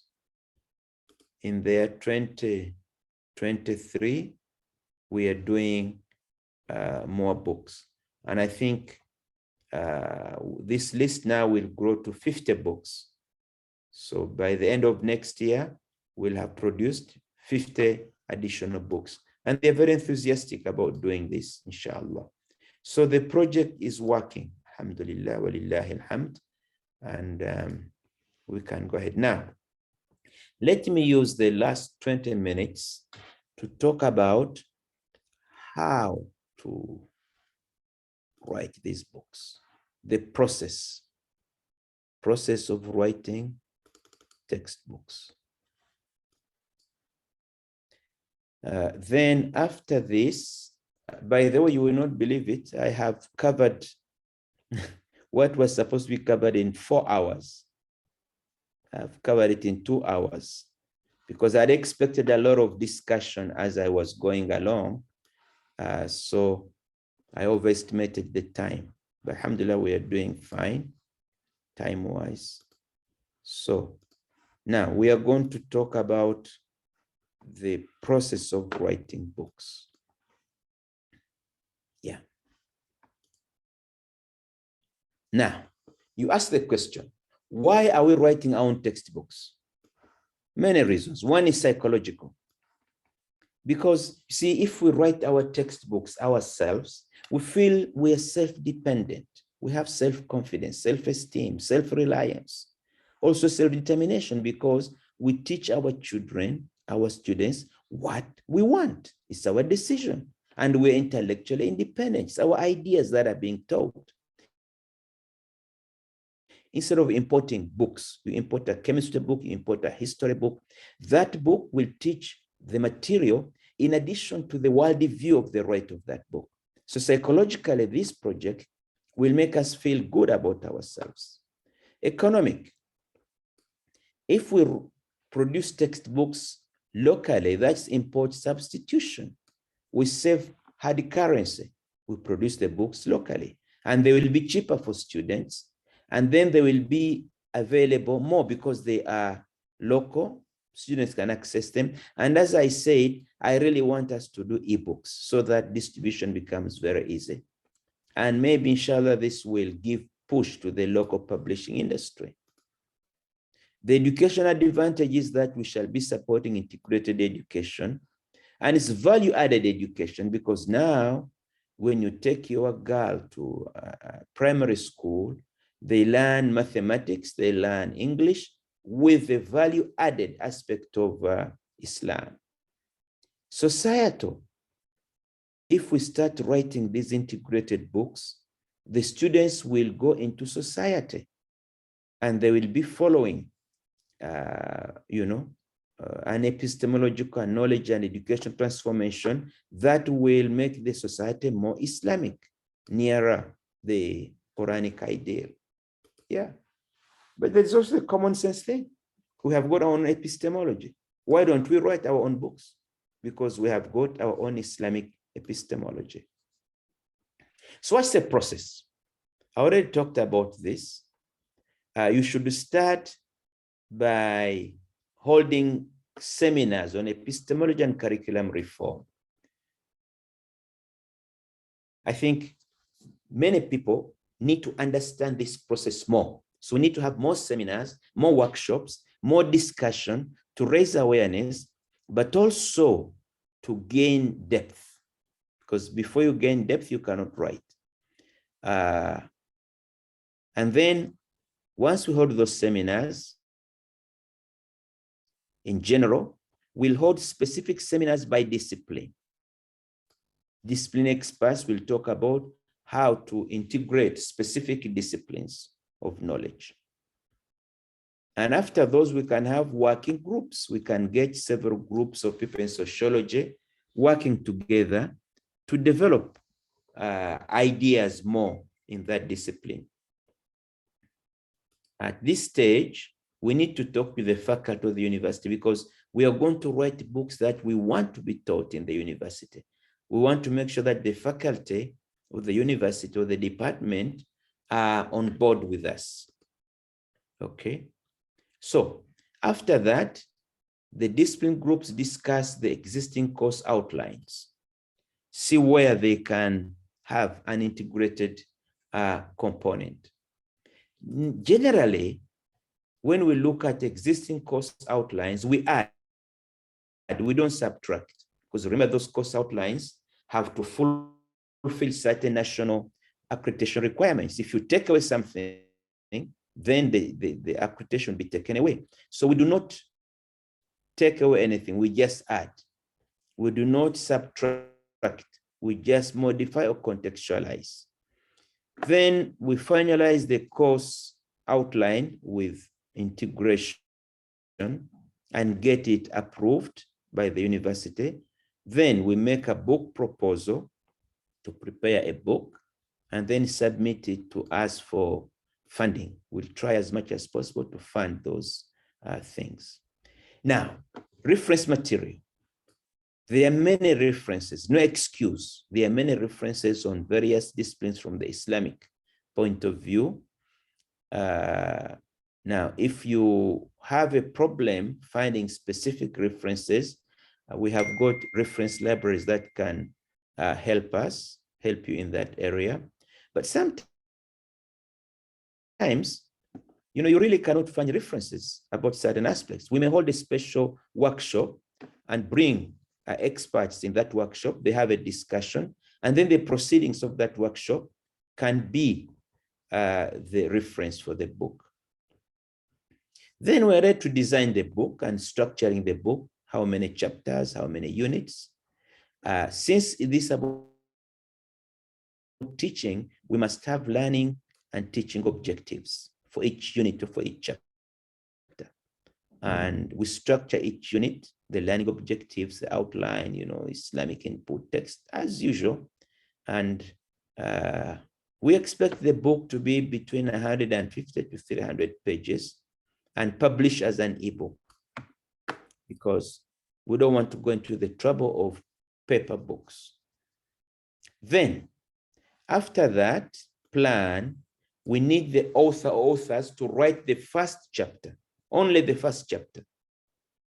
They collect material, collect resources, write the first chapter, and send it to the review committee to see what they have written and to make sure that they are on the right track. Then they will be allowed to continue writing the next chapters. Please, you don't need to make us a different effort. The PowerPoint you use to teach your students in the usual way is the one that you modify and add and correct and change, and then each lesson can become a chapter in the book. Have several people sharing one book. Now, review. One sister mentioned, we need to have a committee to review what we write and give feedback and make corrections. Inshallah, we plan to have incentives for the authors, for the reviewers, everybody who is involved in the book. So I think we need to have also quality control. We need to make sure the books are quality controlled, and we shall have very serious editing, language editing, to make sure that everything is done well. Now, the financial aspects is that we will pay a royalty to the writers, and then we will pay for editing, reviewing, typesetting, and printing and distribution costs. And so you don't have to worry about that. We'll take care of that. And we expect the authors to change the book every year, because every year knowledge is growing, new things are coming up. So we want the book reviewed every year, every 2 years. But since it's an ebook, this is a very easy process. You just renew, change some things, and then we upload it again on the portal.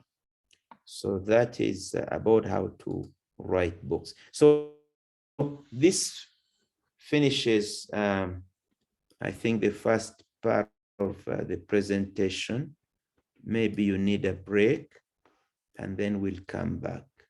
Here we are going to have Salat al-Dhuhr in the next 30 minutes. So please, the organizers, give us an idea when we can come back. So it's already Salatul Dhuhr time here, and the planned time for the session was till 2 o'clock. So Yes. it's so what we can do is we can continue with this discussion in maybe the second session, inshallah, on the 2nd August. If Okay. how much? Yeah. So Yeah, but I think I need to introduce, because during this month, there are things that you have to do. You have to meet, Right. you have to discuss. On the 2nd of August, I will be expecting you to present to me and for discussion. So I need another 20 minutes All right. to go over what we expect. So Okay. I think So you can. then we can have a break for 20 minutes, if it's fine with you. Yeah. Yeah. So, Yes. okay. So we come Inshallah. back. So it's 1:50 p.m. We have 20 minutes break, inshallah. Okay. So we So shall come back at. in Pakistan, it's 1:50 p.m. Here it is in Mecca time is 11:50.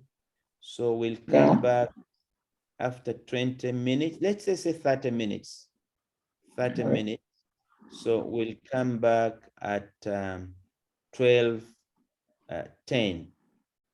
No, 12:20 Mecca time. Okay. It will Yeah. be 20. Yeah. We'll come back for let's say 15, 20 minutes to show you the assignments to be done and to be presented on the 2nd of August. Inshallah.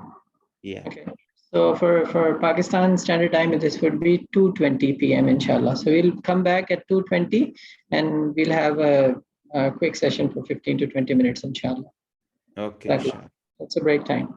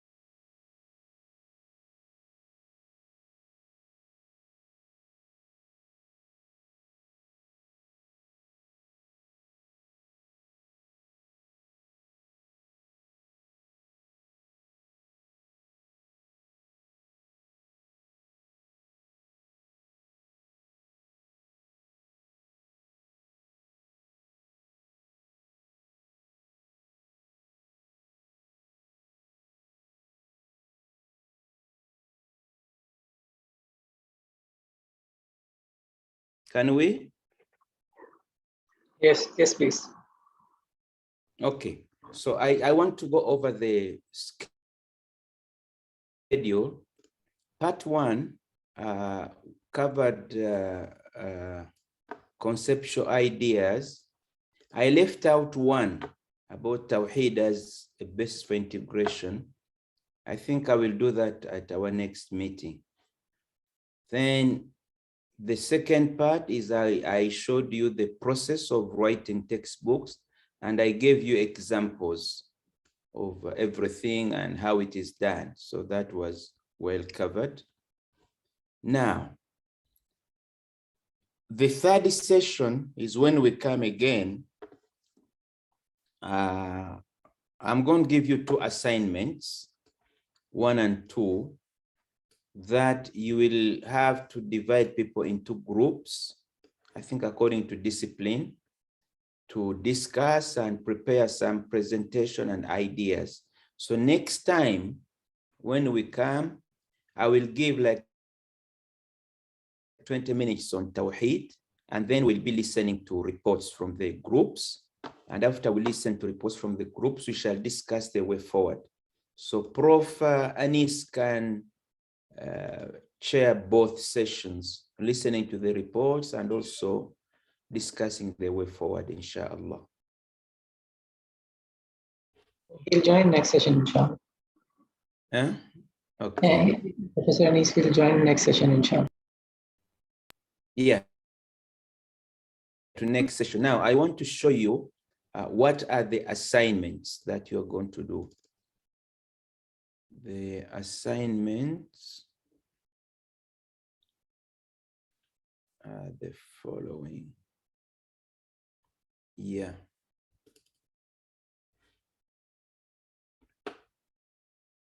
It will be 2 assignments.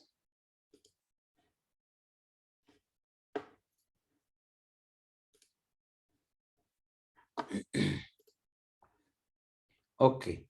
Can you see my PowerPoint? Yes. Okay.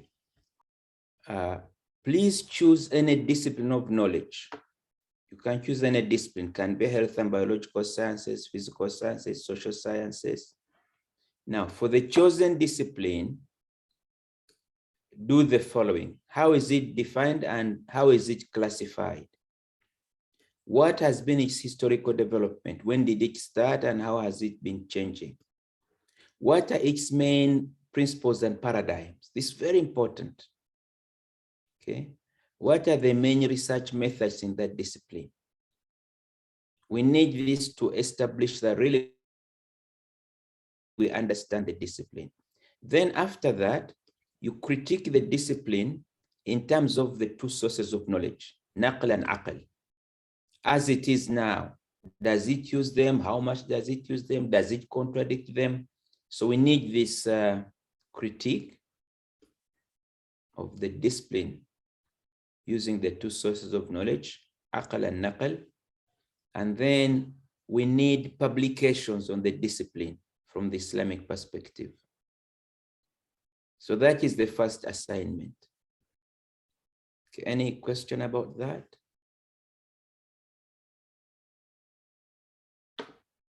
Okay. The second assignment is, now we are going to write a course outline. Choose a university course you are familiar with, preferably one you have taught before or are teaching at the moment. You need to choose an actual course. Critique the course in terms of the sources of knowledge, aql and naql. Okay. Then propose Islamic input additions to the course outline to fulfill the requirements of integration of knowledge. Please note that each course is different. Some you may have a lot to add, some you may have very little to add. It varies. Okay. Then after you do that, produce an integrated course outline for discussion during the seminar. So those are 2 assignments. Inshallah, the organizer should work out the details of how to do this and the times of presentation, how long and when. So inshallah, when we meet on August 2, we'll be listening to you, inshallah.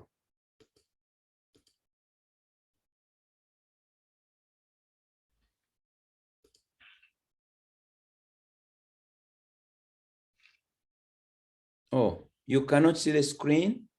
No, I can see it. Someone wrote here that they cannot see Yeah. the screen. Perhaps a problem at their end. Okay, inshallah. Okay, I think that's it, unless there is a question. So please work on the assignment, and on August 2, we shall be ready to make presentations. And Sure. discussions. Okay. Okay then. Salam alaikum. Walaikum assalam. Walaikum Great. assalam wa Assalam. rahmatullahi wa barakatuh. Sir. Jazakallah khair. And Assalamu alaikum wa rahmatullahi wa barakatuh.